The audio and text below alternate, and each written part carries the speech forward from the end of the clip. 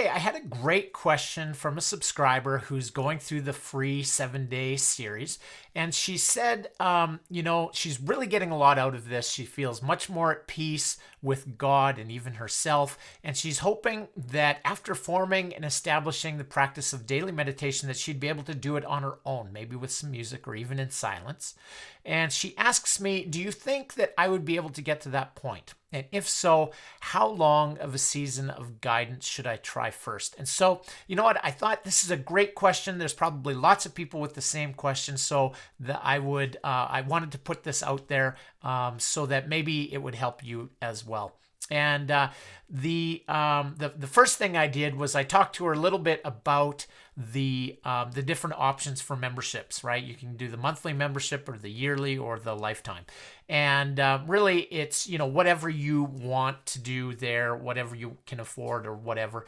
The cheapest one is to do the yearly. And the reason I like the yearly is because I think, and this is maybe anecdotal or whatever, but I've heard many people say that after you've meditated for about a year, it kind of becomes something that you can incorporate into your daily life.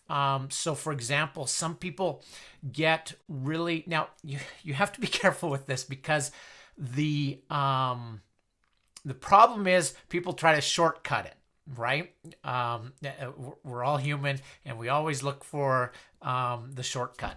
And the problem is if you shortcut this and try to do these things without having had the earlier practice, then you don't get the benefits, okay? So just keep that in mind with what I'm saying. But like I've heard people talk about how they will be able, after like a year of consistent meditative practice, they can, while they're working out, be in a very similar kind of a state and become very aware of being in a meditative kind of mood, let's say, or whatever.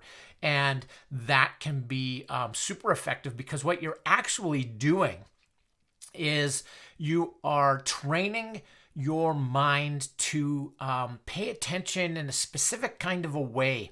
And once you've strengthened those muscles, that attention muscle, then that's always there for you. And you'll be able to bring it into whatever parts of your life where you need it. You said like you're a mom of a toddler, wife, homemaker. Well, those are all things in which you can bring your meditative practice into. But the thing is that what we try to do is we get that backwards. And so, people will take a bath and, light the candles and put on some music and call that meditation. That's not meditation because your mind is still wandering. You're still thinking about the day and you're still processing stuff. And it's not the same thing. You're not building that attention muscle.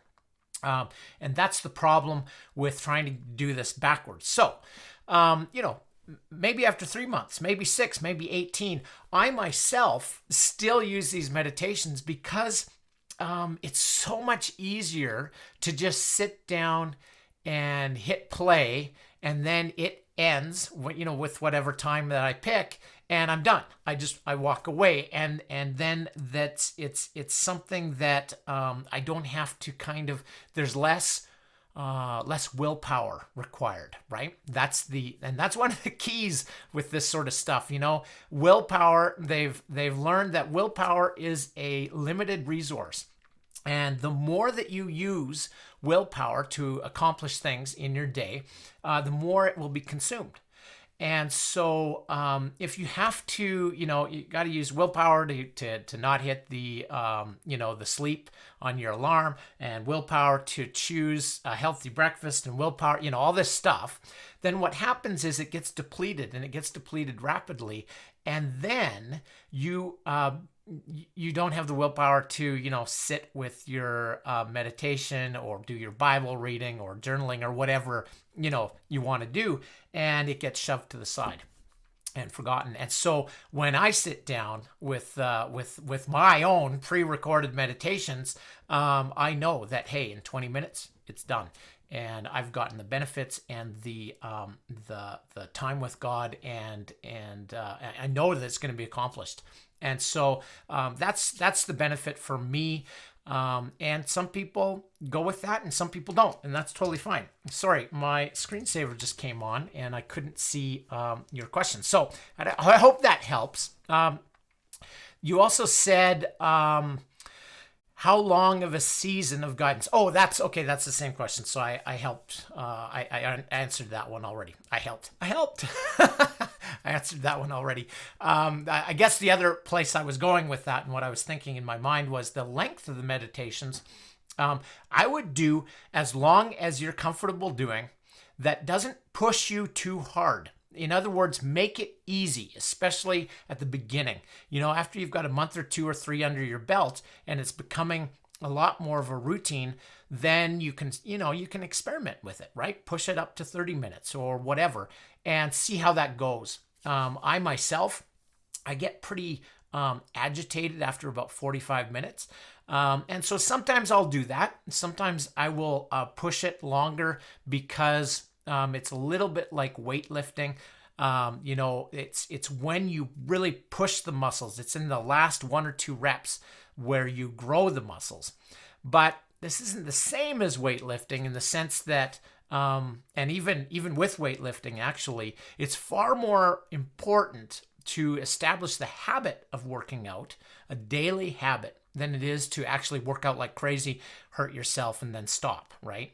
And so that's what I would recommend. I would only push yourself in the later times when you're really confident.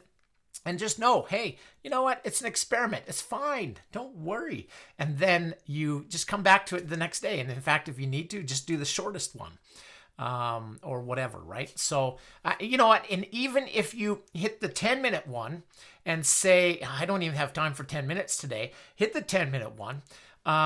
Do 5 minutes, hit pause and, stop and then move on with your day. At least you've done something. That's just as important, actually. That the habit of doing it is more important in the beginning than the length. Okay. So just make it easy. That's the main recommendation I'd have. So, hopefully that helps. Let me know what you think and if you got any other questions. Okay.